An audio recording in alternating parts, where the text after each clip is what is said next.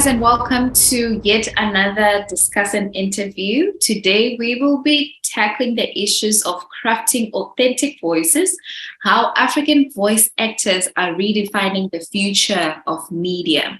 In this session, we will explore the topics of how you can craft authentic voice and how to delve into the evolving landscape of media industry, focusing on the significant contributions of African voice actors in reshaping narratives and driving authenticity in an audiovisual content. So this session, I am joined by Remi and Ama. I will do a quick description of who they are. So Remi Olutimayin is a voice-over actor. He's a voice-over artist. He's also a producer and the first voiceover director in animation in West Africa. He is a mass communication graduate from Bangkok University. His career in voice work started in 2002. He is also the recipient of the African Voice Director Legacy Award, APVA, last year, 2022. And he has worked with Nollywood veterans. I would like you to introduce yourself briefly, Remi. Thank you. Is that Gina or Margaret? Gina is okay. Gina, thank you. I think you've done a very good job so far. But my name is Remi Olutimayin. Okay. And I went to Bangkok University. I've now been to Thailand. Would look forward to it though. Okay. Yeah, and there are lots of what you've said so far is actually on point. I also happen to be a writer, and I've been in different forms of storytelling aside from animation, but the centerpiece of them all has mostly been about the use of the voice and telling the story from the perspective that is true to the story, as opposed to borrowing a foreign accent for a Nigerian story or things like that. Yeah. Right. That's me. Okay, great. And then we are joined by our second lovely guest. Her name is Ama Dadson, an accomplished IT executive who is passionate about IT being the key of sustainable future for Africa. Ama Dadson is the founder and CEO of Ako Books Audio, a leading publisher and Ghana's first publisher and digital distributor of African audiobooks. This is amazing. Ako Books Audio was founded in 2017, and it is a premier publisher and digital distributor for African audiobooks on mobile devices. It also allows listeners to appreciate the narrative and the beauty of the way Africans use English. And it also innovates local language and adaptations. Ama, I would like you to introduce yourself to us and the listeners as well. Hi, hello, Gina and Remi. Good to meet you. Thanks very much for that introduction. As you said, I'm from Ghana. My name's Ama Dadson, and I'm founder and CEO of Ako Books Audio. Now, the background to Ako Books Audio really was my mother. I was inspired by my mother, who's a children's book writer, who went blind about more than 15 years ago. And so audiobooks then became her life. So I've been listening to audiobooks for over a decade and a half. And when over the years, we realized that African audiobooks were not part of the whole audiobook scene. So I'll be talking about a new book that has just come, or mommy would want to listen to one of the African classics and it wasn't available in audio. That's how I really, got into this business. I have a background in technology, as you said rightly, And so I was thinking, how can we make technology work for people who originally I was thinking about blind and visually impaired persons. How can we use technology to get them access to books? But then fast forward, audio is such an important, medium. It's a strong commercial entity on the internet in itself. And so, I thought, let's see how we can make a business out of audio. Africans come from an oral tradition. We love listening to radio. We have wonderful, diverse voices and languages. And so all these things sort of put together, I was thinking, how can we make the creative industry, in terms of especially theater, actors in theater and film, how can we put them to work in this new space with publishers and get exciting African audiobooks out? So that's basically how I started. And I'm really happy to have this conversation with Remi. Amazing. This is brilliant. So I will be asking you guys questions. I would start with you, Ama.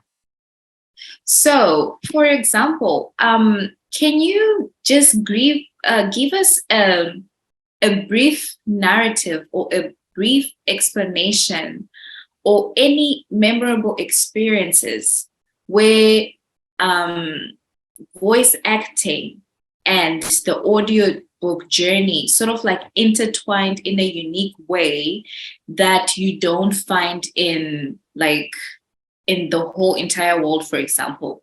Can you explain it in an African version? For me, it started with my love for audiobooks, having listened to audiobooks and being fascinated by the different accents. Most of the audiobooks I first listened to were either mostly British audiobook narrators, and then also American audiobooks narrators.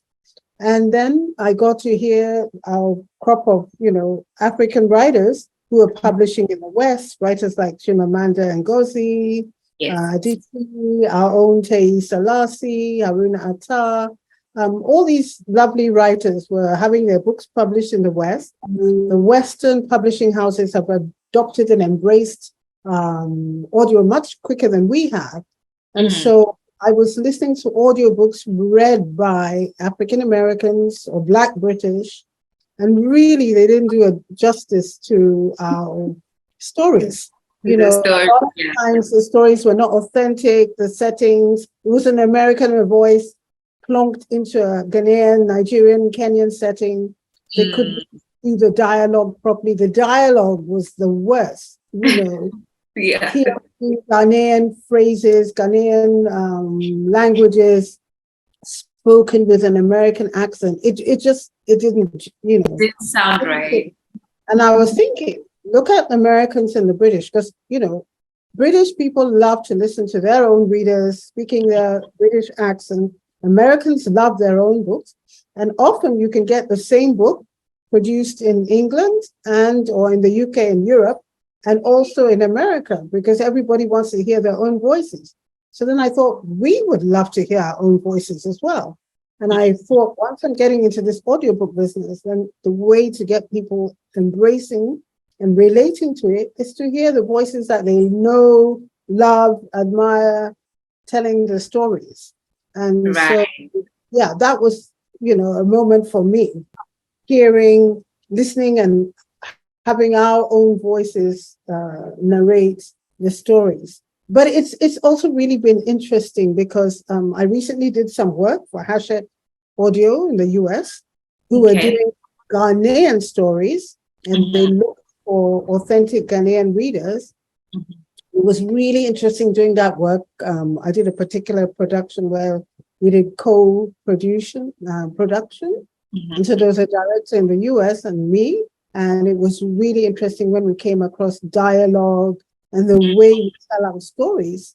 Amazing. Culturally very different.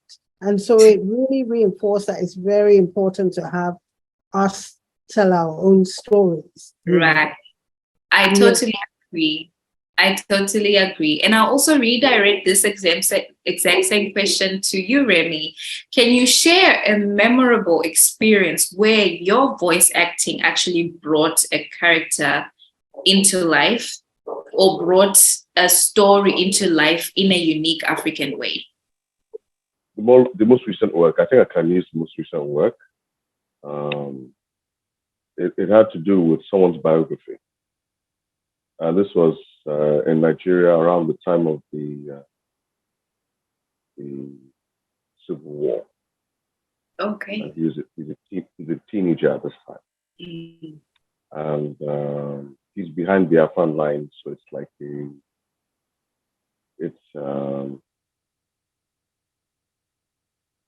way the names of the towns were called. Now, this is something for me as a narrator. I'm once aware of what I'm saying and how I'm saying it. Mm. If I pronounce the names in, let's say, the British BBC style, Mm-hmm. it would sound like a news report. But if I said it in the Igbo, with the proper Igbo, it then sounds, there's more familiarity brought into it. It's not like faceless, it's not like and today 5,000 people were locked behind in the bridge collapse at Onitsha. No. Today 5,000 people. Yes, like Onitsha. Mm. Onitsha, Aburuchuku. You know, the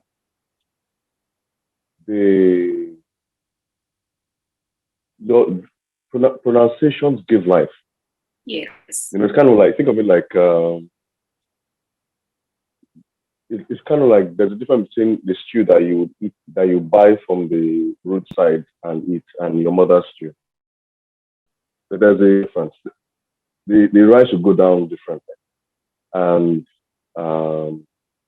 I remember one of the people who was reviewing it. I didn't know she was a reviewer. You know, I'd met her earlier on, but you know, you just do your work to the best of your ability,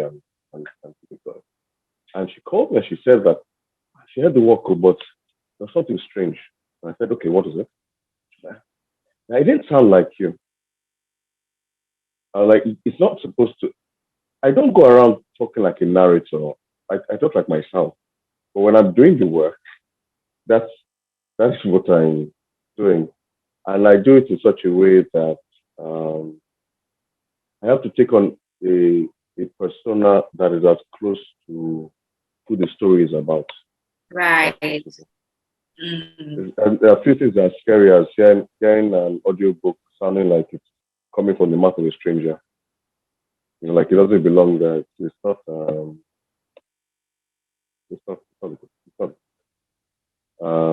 So there've been other instances where I've had to play multiple characters, and I would then do a study of the accents, do a study of the character, then try and age my voice accordingly. I don't have to be particularly accurate for you to know who is talking and when. But so long as I'm consistent with those characters, and it works along with the imagination and the feedback that we get, as okay, yes, you understood that this was a 12-year-old. As you can tell, I would be hard pressed to sound like a 12-year-old. A 12-year-old or a lady, I just make sure that everybody has their distinct voice and that it is consistent through the story. Yeah. Right. And I think that's one of the most fun parts about audiobook narration. Okay, great. Thank you for that response. So our next question, I will give it to you again, Amma. What strategies do you recommend to overcome the limited representation of African voice actors in the industry? Okay, so for me, and I'm an audiobook publisher, so I'm really interested in voice actors who are doing long form narration, voiceover. It's quite different. I got a lot of actors who originally were coming from voiceover tradition, And I found out it didn't necessarily translate to being a good narrator, because the skills that you need for being a narrator are really about storytelling. And a lot of the narrators or the voiceover artists that first came to me were really coming from advertising mainly, and also sometimes, commercials, and sometimes acting in animation, but mostly from voiceover in commercials, advertising, and sometimes news. Yeah. And what was really interesting for me is that it's a completely different set of skills for telling a story. Audiobooks can range from short stories, 30 minutes, up to long, full length, 200-page audiobooks, which can be up to 13 hours or more. So you need a lot of stamina. You need a lot of interest in storytelling, in the book, in characterization, in the dialogue, in the narrative. And it's a skill and a craft that has to be developed. Right. So for me, finding the talent for audiobook narrators in particular was quite specific, and so it was important to have people with maybe a theater background, drama, and like I said, really particularly who loved storytelling. Yeah. So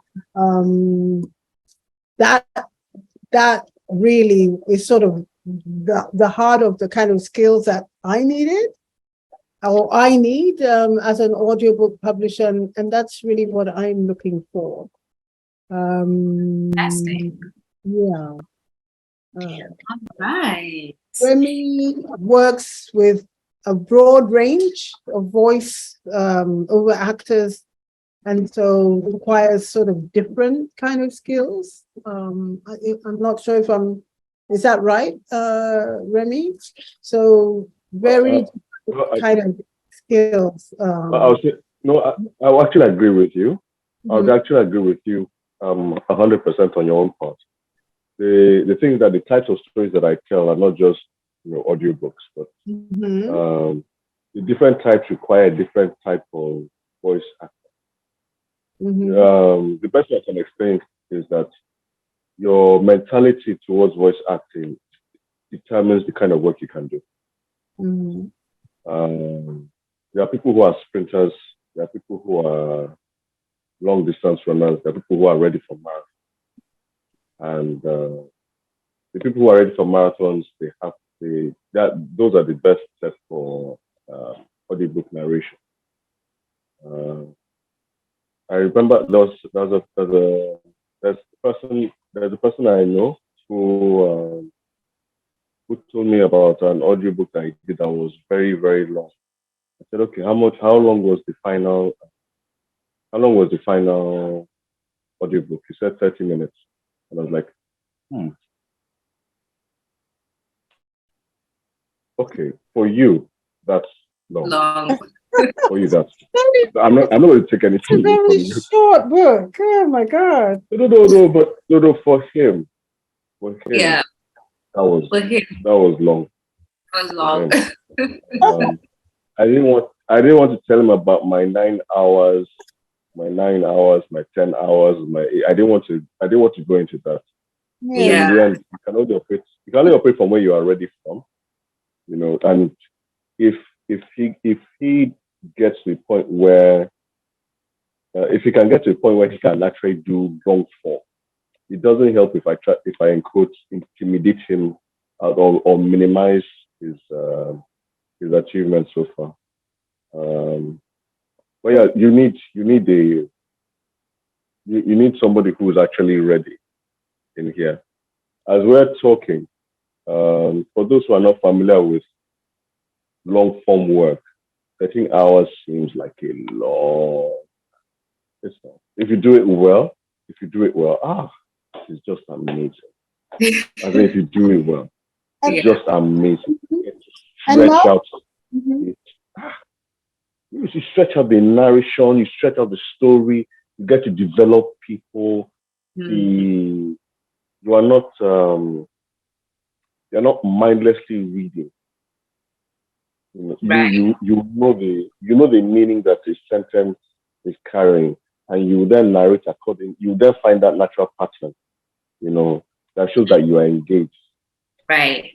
And Margaret, sorry, just to add another aspect, you're talking about strategies for develop, and I think for me, the audiobook workflow process is quite a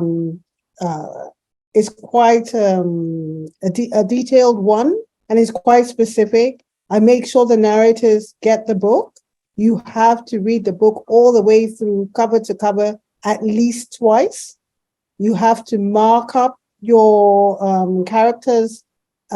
We prepare a pronunciation guide because you might be in Ghana. We have several languages, just like in Nigeria. And I think, Margaret, I'm not sure if you're from Kenya. So someone can come from the south and be speaking Akan, and then they'll be reading an audiobook from the north, totally different language, totally different setting, totally, and so you need a pronunciation guide to help you to, to speak the names and the places and so on, and, respect, just give it an authentic experience. So I think the strategies are publishers or the producers give a copy of your manuscript to the narrator. They can prepare, do pronunciation guides. Of course, there's all the stuff around studio, the studio recordings and standards for capturing a really good images. But for me, the more African publishers produce or turn to digital as a way of getting audiobooks to people, then there'll be more opportunities for African narrators or African voice over artists to get into audiobook production. Since I've started, it's been quite a challenge to work with publishers. A lot of the publishers are still very skeptical about digital distribution. They're afraid of the piracy issues. Oh, if you have a copy of my audio, then everybody will get it and not pay for it. Valid concerns. There's also the fact that they're waiting to see the market before they jump in. The print market is a very expensive market. And Africa is such a vast continent. Getting books from Kenya to Ghana to South Africa to Cameroon, knowing who's writing what genres, it's because it's such a vast continent, it's very difficult. So publishers need to embrace digital and start putting some of their audiobooks, make them available as their print books available as audio, sell the rights. It's often a whole complicated picture of finding out who has the audiobook rights to a book. Sometimes the authors don't know, sometimes the publishers don't know. I'm really excited. I've just recently heard about an initiative that's going to take place at this year's Ake Festival in Nigeria. So Lola Shoneyin is going to have a rights market, the first African kind of rights market. And that for me is very exciting because then you can go there and meet publishers and say, hey, can I negotiate and get some rights to produce some audiobooks, which will then mean that, the voice artists know that these are the books on the table. You know what I mean? It's not a really streamlined process right now. And I'm really looking forward to when publishers include digital audio as part of their, marketing strategy, put some budget behind it, then I think it will really take off.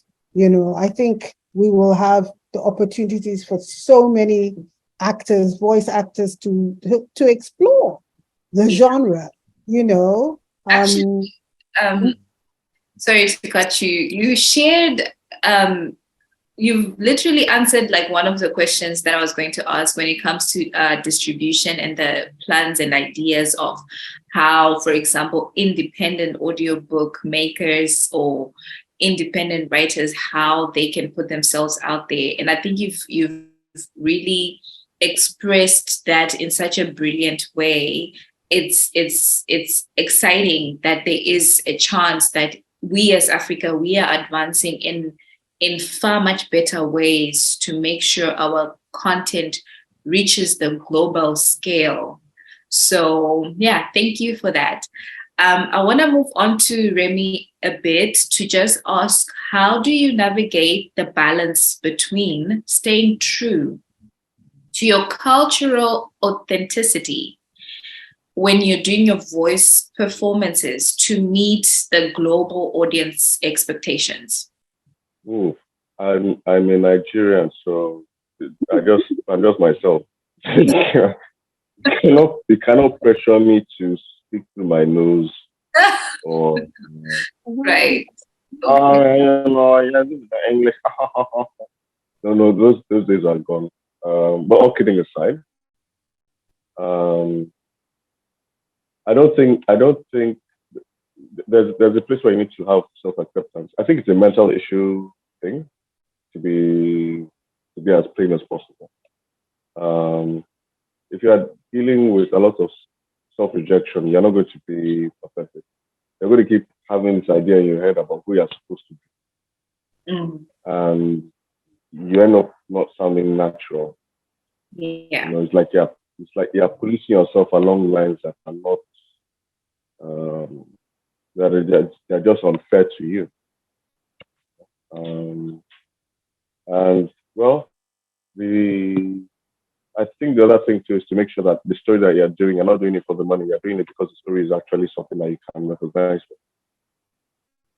Um, like Amma has pointed out, there's there's a there's a whole process behind it, and the better, sorry, excuse me, the more familiar you are with your process, the process that works in terms of being certain of things that like the who owns the rights, who are the publishers, who not just that, but being confident about what's the story about. You can give me a book and tell me, okay, fine, this should be this is a book about the the last Zulu English war. And for me, I'm like, all right, fine. I can do it like a Nigerian who is looking at two strangers fighting. Um, but the Zulu names, the Zulu place, the Koza, all those, the Shona, all those little things. Um, if you do your work right and try and get the pronunciations, authentic pronunciations, not you trying to use an idea based on the English that they taught you back in secondary school. Okay, this means no, don't do that. Yeah, so I was going to say, for me, I think it totally depends on the story and the audience. Okay. I do think it depends on the story and the audience. We have a lot of writers who are doing cross-continent, cross-cultural story writing. Story starts on the continent, then it, migrates over to Europe, then it goes to South Africa. And so in those different settings, definitely you would want a voice that can sort of translate well across those borders. And so I choose, you've got to be true to yourself, as Remi said, but you have to think about your audience, okay?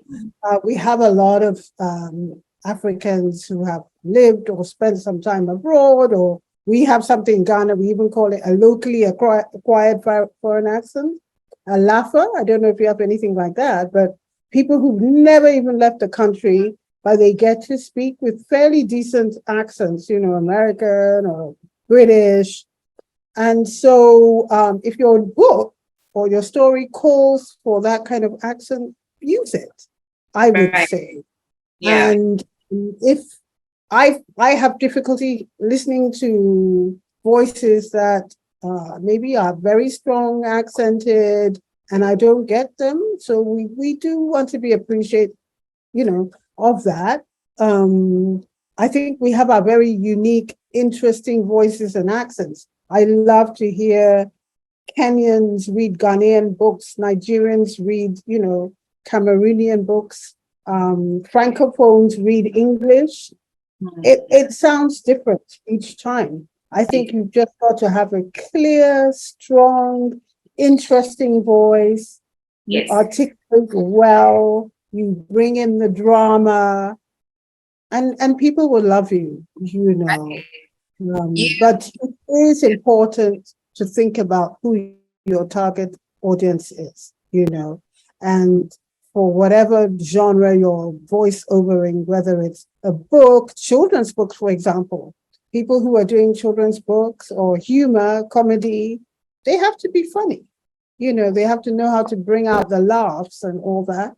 Yeah, and you can be funny in any language. If you're a funny person, you can be funny to everybody, and so I think, whether it's your noises or your sounds or whatever, you can exclamations, you have a way of making your voice sound interesting, Yes.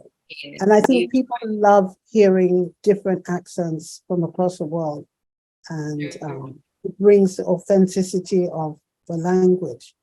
So, Right. And also personality as well. You actually remind me, there was a time where I did some shadow work for this university, and I had to record stories for them. And in the beginning, I just did not understand what was going on. But then I actually enjoyed it because I had to wear that person or that character, and I had to sound to provide the narrative that they're looking for. And I think it's really interesting because personally, I also listen to a lot of audiobooks. And I think the most audiobooks that I've kept in my library are the ones where the narrators have character or they have personality, because it's not just reading anymore. It's a story now. It's like yeah, it brings you in inside the head of the writer, inside the head of the character. Yeah, Have you read Behold the Dreamers? No, I haven't. No, I haven't. By Mbolo Mboe, a Cameroonian writer, a wonderful immigration story. And it was read by an African American, one of my favorite voice artists, Nigerian, Prentice Onayemi. And oh my God, he did the story so beautifully. And I think what really he's a beautiful narrator. He's got a rich voice, does the characterizations, both men, women. But there was one point where they went to a church and then there was singing a Cameroonian chorus and he sang it. And I was like, oh my God. Wow. I was just blown away. He went and found out how they sing and he sang it. And it just made the thing so beautiful. You felt like you were right there in that church and that song was being sung. And it was just so lovely. So, yeah, I think if you can do that, if you can get into the story and draw people in. Which brings us. Oh, sorry. You can go ahead. That's I agree with you. All right. I was going to say it brings us to the topic of this discussion, that how African voiceovers redefining the media industry, the future of the media industry. Because if you look at it, everything is going digital now. So we as the pioneers, or we as the voiceover actors, or we as the publishers, for example, you are the founder of audiobooks. We are the people that are redefining the future of media right now, because all the footsteps that we are leaving now, they're going to be impacting the next 10 to 20 years, which is an exciting time. So with that being said, I want to know what are like your future plans or like your future ideas to sort of like amplify audiobooks or to make them known? Because, for example, I am aware of them because I am interested in audiobooks, but what is like the ideas that you have for people that don't even know what an audiobook is in Africa? Yes, great question. And what we've done now, we've got two strategies going on. One is a partnership with MTN, Nice. Africa Group. MTN has you might be aware, has an app, what they call a super app called AYOBA. AYOBA is a special African creatives app. And the idea is to get all the African creatives to put their content on it and get MTN users exposed to music, music, games, video, books, educational material, what have you, news. So they launched this platform a couple of years ago, and we signed up to join. They have what they call channels. So each channel introduces a new genre. And what we found was we were able to quickly grow our audience, audiobook audience, through this MTN AYOBA partnership. Number one, because data is free. Anything you listen to on the AYOBA channel is free. So I think one of the big barriers to adoption of digital anything is data costs. Having said that, a lot of kids, young people are happy to spend a lot of money on video and music, right? So I think reading books for me is sort of sitting in that place where it's competing with Spotify and DSTV and Roku TV and, all these YouTube and all these cool free digital entertainment content, So we have to think about how do we position books and reading books on a mobile phone in the same space. And I think publishers, if they will start by that's where people are. Young people are getting their entertainment, music, information, and everything from their mobile phones. So if you won't put the books there, you're not helping yourself. So I think there has to be a strategy to use mobile and go mobile, whether it's audio. For us, we're really particularly interested in audio or ebook or whatever, but audio, phones and audio. And MTN were happy because that works very well for them, an audio medium. They're excited to support. So that's one way. And the partnership is growing quite well. We have 180,000 listeners on our channel. Now, the next thing is, how can we monetize? How can we get them to pay for content? That's what we're going to do. But we also have another program that we're going to do in Ghana. It's a more physical one. We're going to have a scan and read campaign. This year happens to be Accra World Book Capital year. Ghana has been awarded World Book Capital. So from April 2023 to April 2024, UNESCO's, there's a sort of big emphasis on reading and book and literary. So I thought of a campaign where at bus stops, all the bus stops dotted around town and the train station, we have big billboards with QR codes and covers, book covers. So you could just scan and it will take you to go and listen. MTN is partnering with us for this so that you can, get exposed to listening to a story on your little commute to work or wherever. So just making it something that people are exposed to, okay? So we've selected 12 bus stops in the city, and we're hoping to launch that campaign in a couple of months. We are also having another program that we have for teenagers, because love of reading starts when you're young. If you don't develop a culture of reading when you're young, it's very hard to find time for it when you're older. So we're working, I have a program that I call Here Africa. Here Africa will be for young people, teenagers from 13 to 18. And that's an age where reading is very critical. And finding books that interest teenagers is very difficult. So we're getting working with publishers to select 16 really top-notch books that we will give to the teenagers for free during the long vacation. So every week they'll get 2 new books and to listen to. And these are books from around the continent, so not just Ghana. We want to expose them to African writing. So you begin the opportunity to listen and hear these 2 books a week. High interest themes, things that young people love, romance, whatever, politics, well, not so much politics, drugs, coming of age, growing up, all these kind of things. We want these high interest themes. They'll have 2 stories a week, and every week there'll be a quiz at the end of the week. And so hopefully, and then they get to keep those stories. After the period, you get to keep them forever in your library. So we're hoping that that program will become something. And I was inspired, that program, it was something that happens in the US. There's a US program called Sync for teens. Sync. Every year they do, I think they're in their 12th year now, an audiobook program for teenagers. And a lot of kids get exposed to books that they would never have heard while if they didn't have the opportunity to get them for free.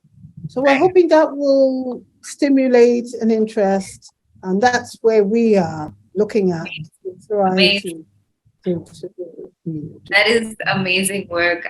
Well done to you and your team. That is really changing the narrative and making the future very bright for Africa. Welcome back, Remi. I have a question for you right away, as we are also just running out of time. I'll just give you one more question for you, Remi, and then I'll do a last question for the both of you, and then we can do the closing remarks. So what advice would you give to aspiring voice actors who want to make the difference or who want to make a difference in the industry? That's for you, Remi. Okay. So what I'll the best thing I can say is be of service. That's the best way I can put it. Be of service. It is by being of service that you have a better understanding of what is needed from you. I'm in Nigeria, and the bulk of questions that I get from people who are coming into voice acting and who are looking into narration is, how do I get money? How do I get paid? And as I've gotten older, I now understand the looks that the people I looked up to would give me when I would ask the same questions, and they'd be like, and in my mind, like, it's because you have money now. That's why you're looking at me. But I said to understand that, look, the idea of the value that you have to offer is only tested in the use. You cannot go around with this illusion in your head, this fantasy in your head about what it is that you have. That's only for you. That only happens in your head. The world has not experienced it. The people around you have not experienced it. Nobody has a chance to tell you where your strengths are, where your weaknesses are, what you should work on, to let you know what space is best for you. You don't have anybody doing it. And the best way to do that is to actually be of service. Instead of asking, okay, how much are you going to pay me? You ask, what can I do for you? If you do a demo and you don't get any feedback you don't get any feedback or any bites, in quotes, then that is not room for you to think there's something wrong with the world, but there's something wrong with you. It's just a case of you needing to do more out there, so that people who need you will be able to find you. And knowing that, if I let me put it this way, their interest in you will be led by the value you're offering. as opposed to the money that they can pay. Once you have a few of those under your belt, you then have you'll be better oriented about what it is that you have to offer. You have a better sense of the value that you can actually gain. Well, for example, my friend who thought 30 minutes was a very long time. If he had been, well, I'm hoping that he will actually get more opportunities to be of service, and then he will have a better sense of what it is that he has to offer. The really delightful thing about it for me is this. For those who are self-conscious of their accent, I don't know who else you want to be. I really don't know who else you want to be. Your accent is a representation of where you grew up, of the culture that you took in, the cultures that you were exposed to, the cultures that you took in and adopted into your identity. These are the things that are reflected. And you might put yourself under this very unfair pressure that you should be good for everything. You are not. Look, I've been doing this since 2002. I've been doing this for about 21 years. I know the spaces I cannot enter. I would, in my mind, I'm like, wow, it would be so fantastic if I could. But I know the spaces I cannot enter. And that is fine. The ones that I can operate in, I apply myself. Even right now, I have not reached anywhere. I've not reached anywhere. I'm always learning. I'm always doing what I can to get stronger at it. So please, when you're just coming in, just understand that there are peaks. You get it? But there's no final peak where like, yes, I am the world's. No. There are peaks, and don't be discouraged. Don't be discouraged. But the fact that you have an interest, right? Apply yourself, offer your services, be of service, and find ways to fan that interest into passion. Mm-hmm. Because personally speaking, without passion, you can't pull off long form. No, you can't. That is so true. Mm-hmm. Yeah. So yeah, just be interested in that the way you are going to get to. That is how our ancestors would travel. As in right now, we can't. Right now, we drive from one point to another point. We have no idea what it would have been like back in the day to walk through bush paths, hours on end. Yeah.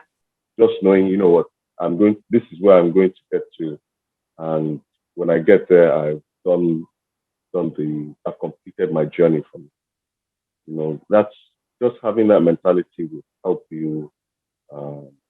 It will help you be more solid, and be more confident. Okay. Thank you I so hope I much. answered the question. Yes, you have. Oh yeah, by the way, Amma, well done. Well done. Yeah, so actually, my next question was going to be, would you share some success stories or achievements that have made a significant impact in the industry? I think, Amma, you've already answered this question for us, unless maybe there's more. But yeah. I'm very proud of one of the books that we did produce for Hachette Audio was actually nominated as a finalist in the Audio Awards, which is the Oscar of Audiobook Awards. So it was Kwame Alexander's Door of No Return.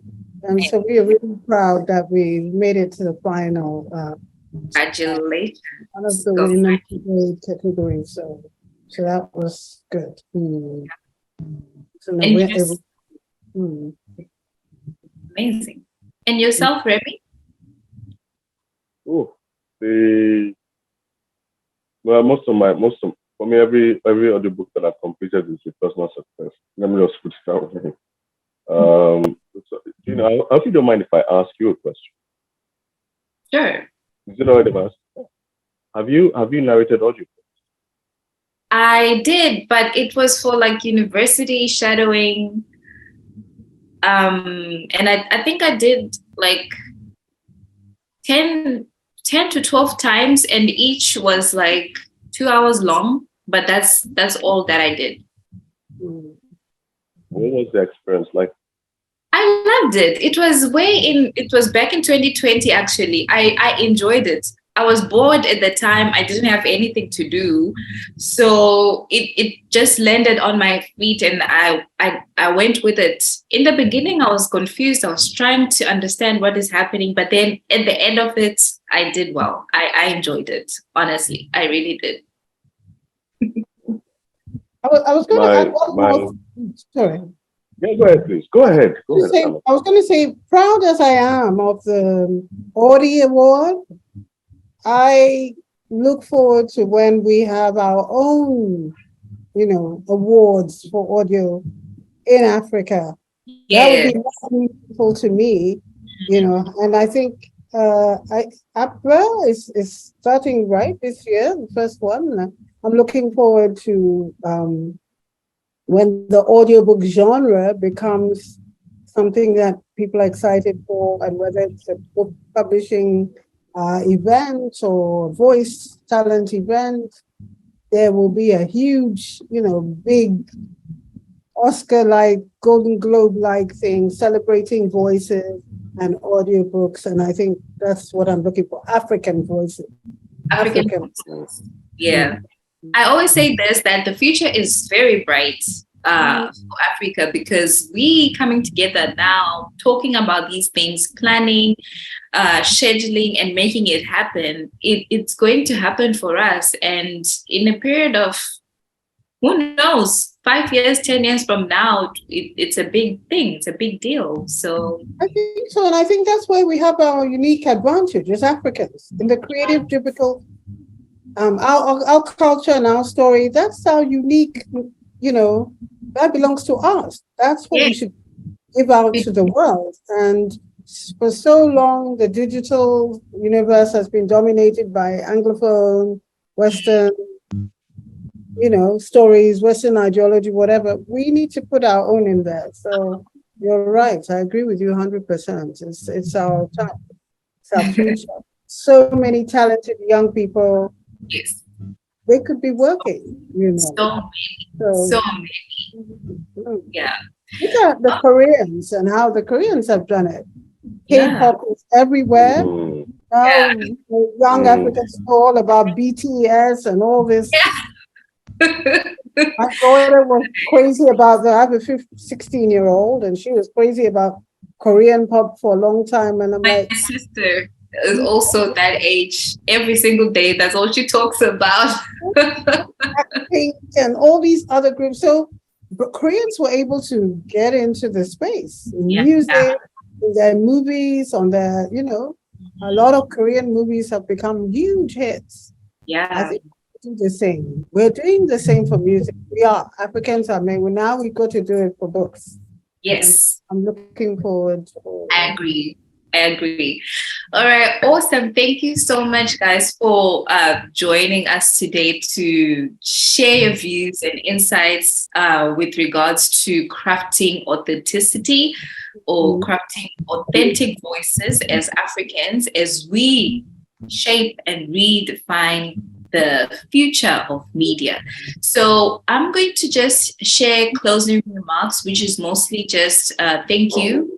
And also, we are really excited to know more or hear more about what you guys are working on. And also, if there are any listeners maybe that would like to get in touch with you, have some individual questions or interactions, or maybe potential business, how can people get to you?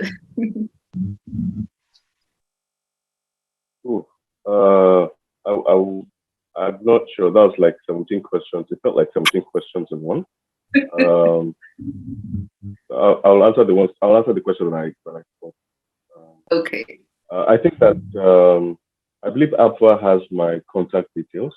So and also for Amma. So I think they can send their questions to APVA, who will then can then forward them, can then forward it to us, and we'll then make time for the who are curious, who are inquiring. Yeah. Or maybe like your social media, like where can people find you on social media? Okay, our Twitter handle is AKOBooks, AKOOBOOKS, Twitter, Facebook, Instagram. We're very active on those platforms. So AKOBooks, you can find us there. I'm really looking forward to this November AKE festival because we're trying to get a platform for casting for narrators. We're open to narrators. Best way to do it is to just contact us through info@akobooks.com. But we're trying to get a special platform which will then put out the books that we're looking for and simplify it. That should be ready at the end of the year. But awesome. For me, you can find me on Instagram at Olutimayin Remi. That's OLUTIMAYIN Remi, REMI. Everything one. For those who are interested in voice acting, you can also find me on Instagram at Voice Acting Africa. That's a small community that not just a small community. It's a community that I gathered for that I put together so that voice actors who across the continent and even outside, so long as you have African descent, you have African heritage. I'm convinced that it's not being African is more than just the color of your skin.